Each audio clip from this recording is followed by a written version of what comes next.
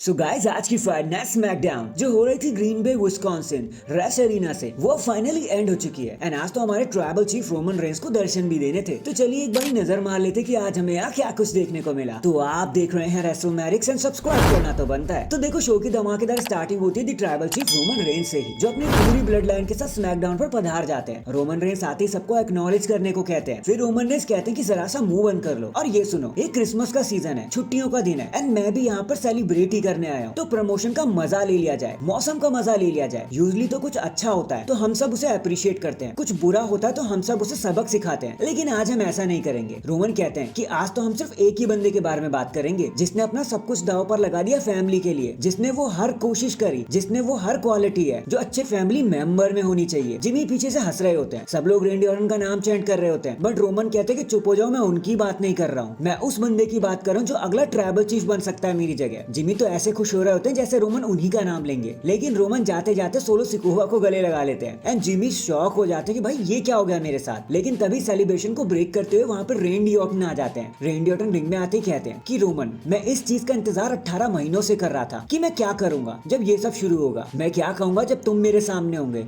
तो अब ध्यान से सुन लो, मैं आ रहा हूँ तेरे लिए। मुझे इससे कोई फर्क नहीं पड़ता कि मुझे तुम तक पहुंचने के लिए तुम्हारे कौन से फैमिली से होकर गुजरना पड़ेगा। मैं काम खत्म करने आया हूँ क्योंकि मैं ये सब आज ही शुरू कर दूंगा और मैं रॉयल रंबल के तुम्हें चैलेंज करता हूँ तुम्हारी बेल्ट के लिए। रोमन कहते हैं कि लगता है आप फैंस जिस हिसाब से खुश हो रहे हो ना, आपको लगता है कि ऑर्टन ये सब डिजर्व करता है, बट यार ऐसा कुछ भी नहीं है। तुम कुछ डिजर्व नहीं करते। तुम 18 महीनों से सिर्फ मेरे बारे में सोच रहे थे। अरे यार मेरे पास तो टाइम ही नहीं था तुम्हारे लिए सोचने को। ये 2007 नहीं है रेंडी ऑर्टन। तो जाओ, तुम जो बकवास करते हो ना वो करो पीछे जाकर। और तुमने किया ही क्या इस अपॉर्चुनिटी को अर्न करने के लिए? कुछ भी नहीं। तुम 18 महीनों से घर पे ही तो बैठे थे, तो वहाँ जाओ जहाँ तुम सच में बिलोंग करते हो और वो है लाइन में लग जाओ, फिर बाद में सोचेंगे। ऑर्टन कहते हैं कि फाइन, शायद तुमने जो कहा है ना रोमन वो बिल्कुल ठीक है, लेकिन तुम एक हिस्टोरिक चैंपियन नहीं हो, तुम बस एक लेजेंड हो। और मैं भी बदल गया हूँ यार, लेकिन एक चीज है जो कभी नहीं बदली कि मैं लेजेंड किलर हूँ। और वो रोमन रेंस पर एक आरक्यू लगाने का ट्राई करते हैं, बट रोमन रेंस उसे बच जाते हैं और आगे सोलो सिकोवा खड़े हो जाते हैं। ऑर्टन कहते हैं कि शायद अब तुम सोचने लग जाओगे मेरे बारे में, अब तुम शायद मुझे सीरियसली लोगे, क्योंकि मैंने वॉइसेस सुनना शुरू कर दिया जो मेरे कानों में आ रही है और उन्होंने मुझे बताया कि रोमन रेंस डर गया है क्योंकि डैडी वापस आ गए हैं। एंड ये अमेजिंग सेगमेंट यहीं पर खत्म हो जाता है। और यार क्या मजा आया ये सब देखने में, और ये मजा अब और ज्यादा बढ़ने वाला है, तो वीडियो में एंड तक जरूर बने रहना। इसके बाद हमें यूएस टाइटल क्वालिफायर मैच देखने को मिलता है कार्मेलो वर्सेस ग्रेसन वॉलर के बीच में, और हमें पता चलता है कि एनएक्सटी से जो पर्सन फाइट करने आने वाला था स्मैकडाउन पर वो कार्मेलो होने वाले थे, जहाँ ग्रेसन वॉलर ने अपना ए गेम निकाला, लेकिन उसका कोई फायदा नहीं हो पाया क्योंकि सरप्राइजिंगली आज का सीन कार्मेलो के साथ रहता है एंड कार्मेलो जीतकर यूएस टाइटल क्वालिफायर के लिए एक इंच और आगे बढ़ जाते हैं। देन हमें एक और यूएस टाइटल क्वालिफायर मैच देखने को मिलता है Kevin Owens versus Austin theory के बीच में, जहाँ ऑस्टिन थ्योरी ने अपने दोस्त ग्रेसन वॉलर की तरह खूब सारी कोशिश करी, लेकिन उसका कोई फायदा हो नहीं पाया। इन दी एंड केविन ओवेंस ने उन्हें एक जोरदार घूंसा लगा दिया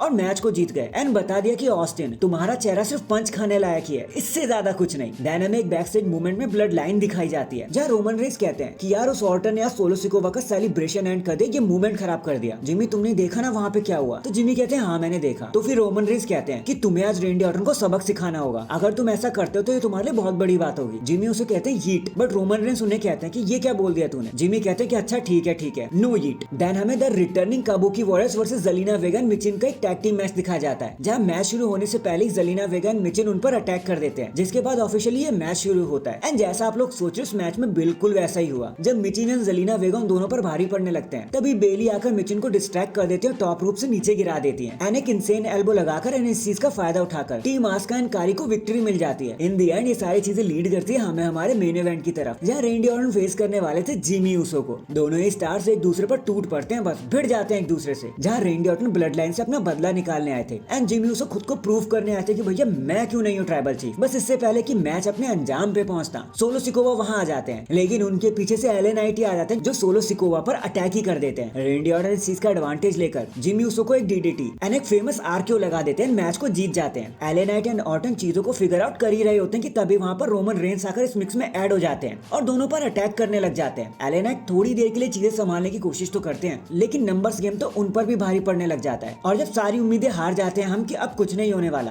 तभी हमारा इंतजार खत्म हो जाता है और एजे स्टाइल का थीम सॉन्ग प्ले हो जाता है और हमें एजे स्टाइल का रिटर्न देखने को मिलता है, जहाँ एजे स्टाइल आते फिनोमिनल फोरआर्म लगा देते हैं रोमन रेंस के ऊपर एंड ब्लड लाइन को रिमूव करने में Alan Knight and Roman Reigns की पूरी हेल्प करते हैं। एंड जैसे ही हम चैन की सांस लेते हैं कि चलो भाई अब हमारी अच्छी टीम जीत गई, एजे स्टाइल्स एलन नाइट पर क्लोज लाइन लगा देते हैं अचानक से, जिसके बाद पूरा अरीना शॉक हो जाता है कि भाई ये क्या देख लिया हमने। हैं। ऊपर से रेंडी ऑर्टन भी शॉक हो जाते हैं और एजे स्टाइल सीधा सा मुंह बनाकर वहां से निकल लेते हैं। एंड डैंग, इसी के साथ हमारी आज की फ्राइडे नाइट स्मैकडाउन यहीं पर खत्म हो जाती है। आपका आज के शो के बारे में क्या कहना था कमेंट करके जरूर बताना। एंड चैनल पर नया है तो चैनल को जल्दी से लाइक एंड सब्सक्राइब कर दो। बाकी मैं मिलता हूँ आपसे किसी और अपडेट के साथ, तब तक के लिए अपना ख्याल रखें और खुश रहें।